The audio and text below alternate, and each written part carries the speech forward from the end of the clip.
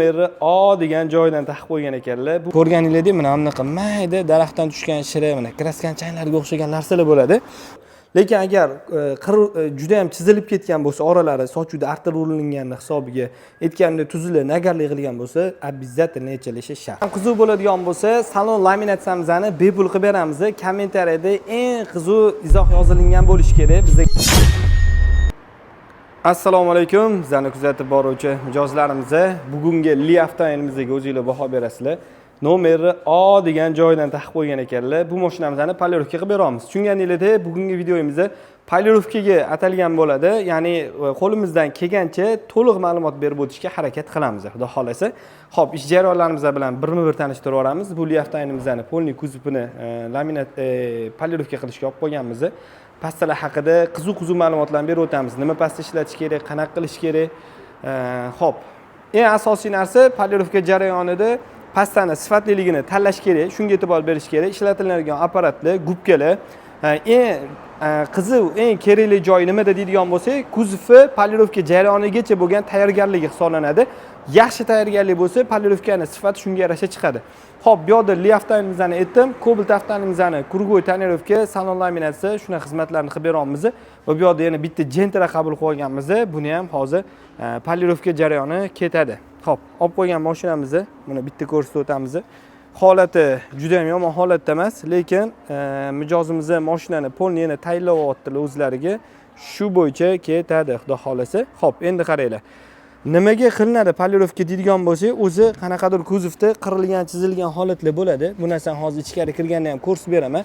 Undan tashqari, mana sezilayotgan bo'lsa kerak, mikrofonni yaqinroq borsam, ko'rganingizda mana bunaqa mayda daraxtdan tushgan shira, mana kraskanchalarga o'xshagan narsalar bo'ladi. Bu narsa mashina yangi bo'lsa ham qilinishi kerak. Sababi ba'zi bir holatlarda mijozlarimiz so'rashadi, yangi mashina-ku Xitoydan kelgan yoki ko'proq Malibularda aytishadi. Mashina nima polirovka qilasizlar deyshadi. Asosan bruni plyonka qilayotganda qilamiz yoki yangi kelsa ham.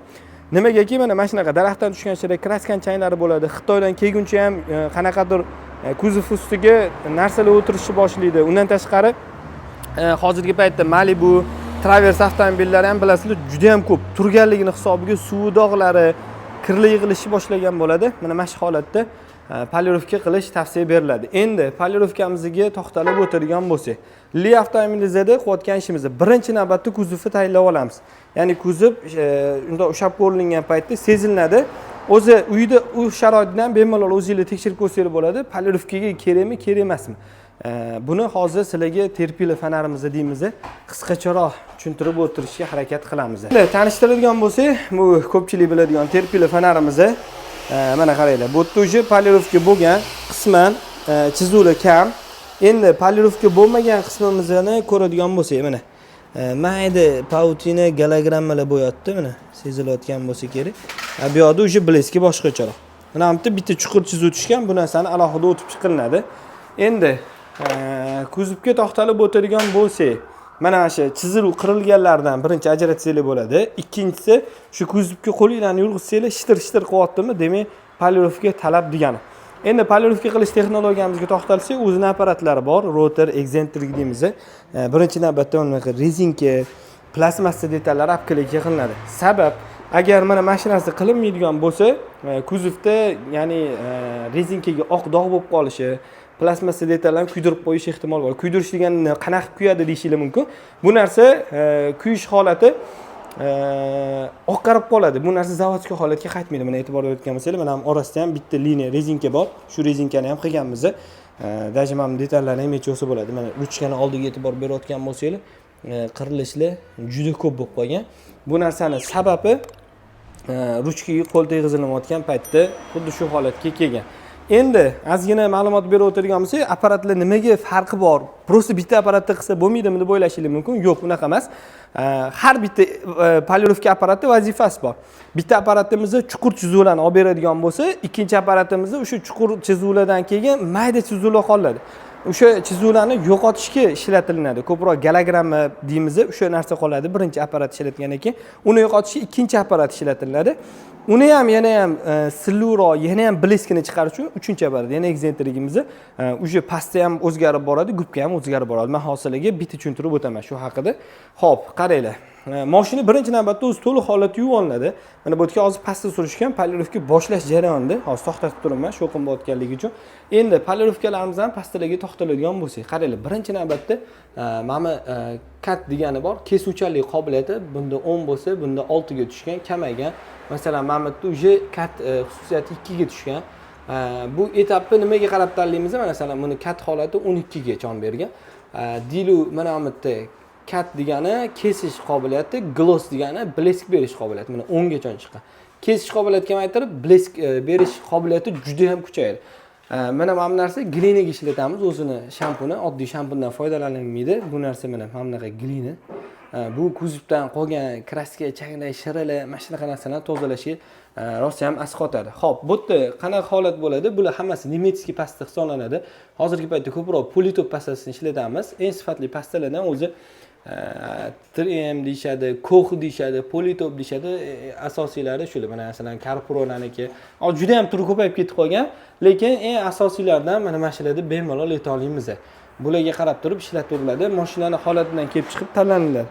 Endi qisqacha ham apparatimizga to'xtaladigan bo'lsak, apparat qismimizni bu ishlagan paytda eksentrik deganimiz uchun ikkita yo'nalishda ishlaydi. Ham aylanadi, ham anaqasiga borib keladi. Shuni hisobiga o'zidan chizuv qoldirish ehtimoli kamroq. Bularda kraskani ochib qo'yish ehtimoli ham kamroq bo'ladi. Ko'pincha ko'rganimiz qanaqa holat bo'ladi?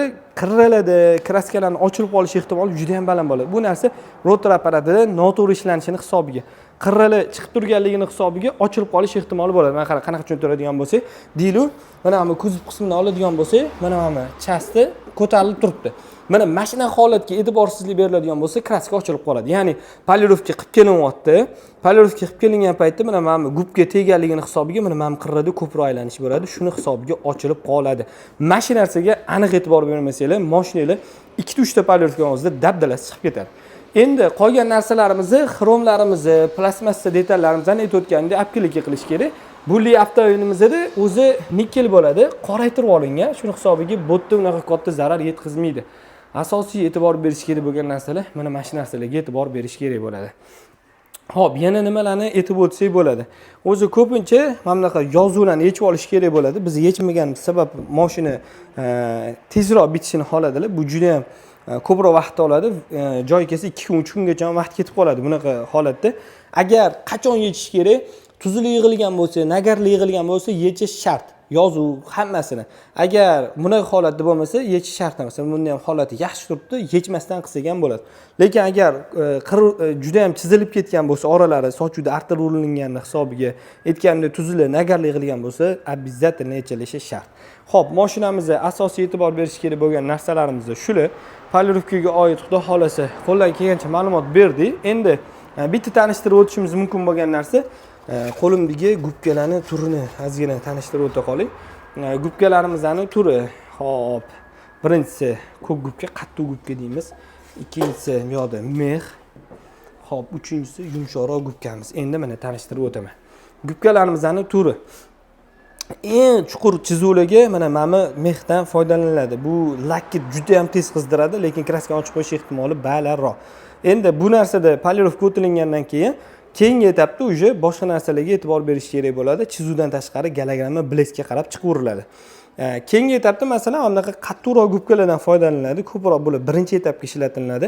O'sha qirilgan chuqur chizuvlarni olish kerak bo'ladi. Hali ko'rsatgan naryo krilo tarafdagi borgan sari mana gubkani o'zini sezayotgan bo'lsanglar, bosilishini namda qattiqroq, mana umumiy bosilishi ham qattiqroq. Mana bu yerda yumshoqroq bosilyapti. Gubka etapi balandlashgani sari, bleski kuchaygan sari gubka yumshoqlashni boshlaydi. Yumshoq gubka blesk beradi. Masalan, mana bu Carproniki, mana Mirke brendiniki. Bunimiz endi brend o'chib ketib qolibdi.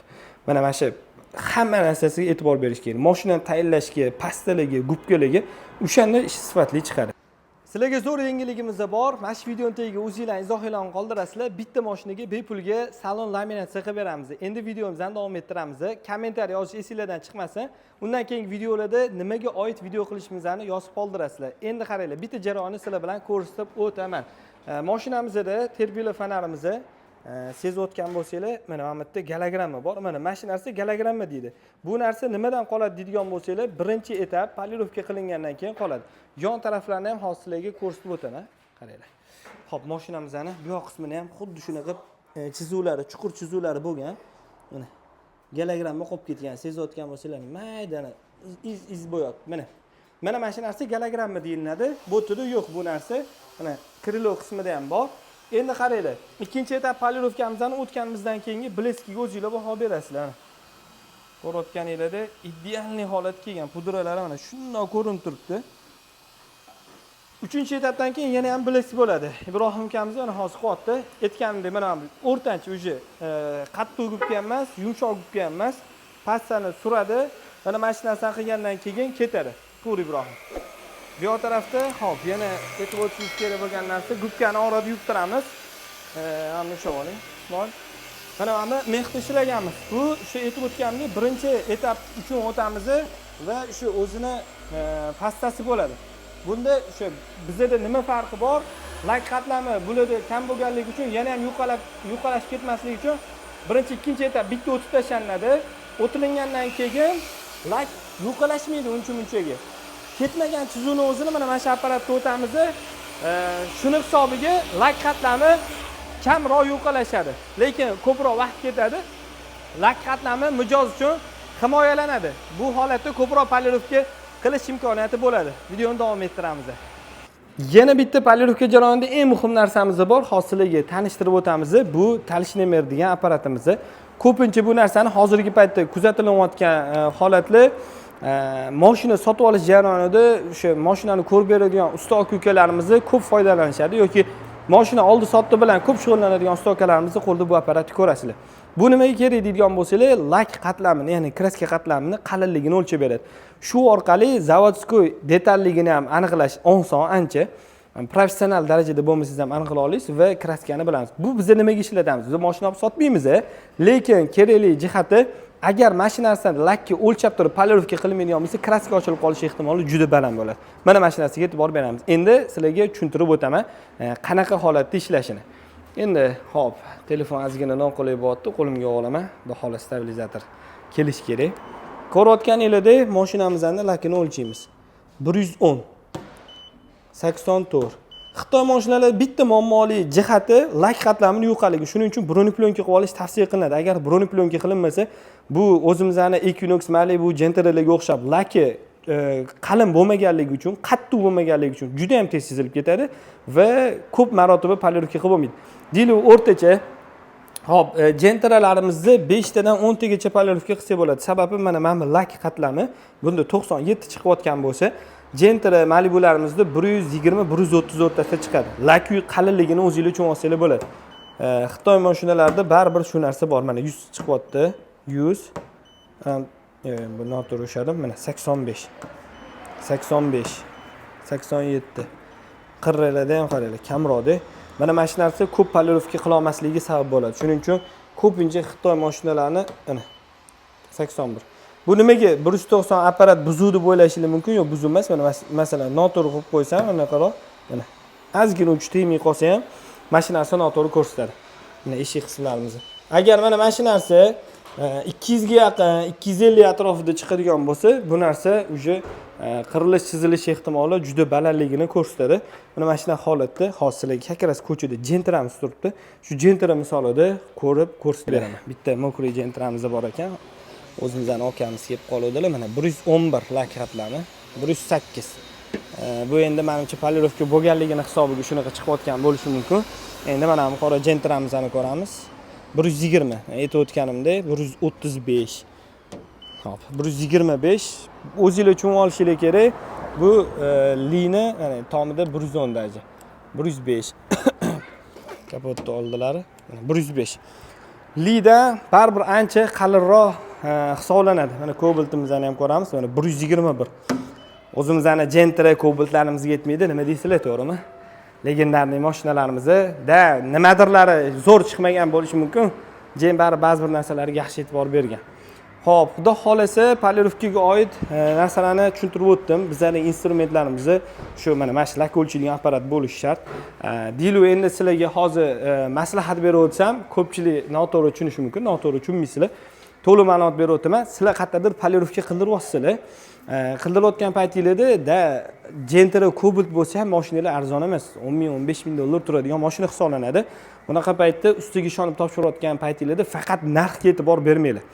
Sifatga ham e'tibor berish kerak. Sababi nimaga deydigan bo'lsanglar, polirovka jarayonida nimalarga e'tibor berish kerak? Masalan, o'sha ustani tajribasiga e'tibor beringlar. Sizlar mashinanglarni kraskasi beti ochilib qolsa, sizlarga ortiqcha xarajat bo'ladi yoki kraska petno sepilishi kerak. Bu narsa mashina narxiga ta'sir qilib qoladi. Bizani o'zbeklarda bilasizlar, mashinani narxiga kraska bor detal aniq ta'sir qiladi. Juda ham ana mashinaga mana shu narsalarga e'tibor berib olamiz. O'sha tajribasiga e'tibor beringlar. Ishlatadigan mahsulot, ya'ni polirovka apparatlari, instrumentlariga e'tibor beringlar.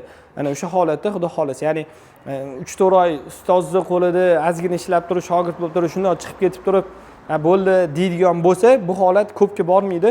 Sizlarni narxi arzon bo'lishi mumkin, lekin sifat ancha past bo'ladi, aniq ayta olamiz.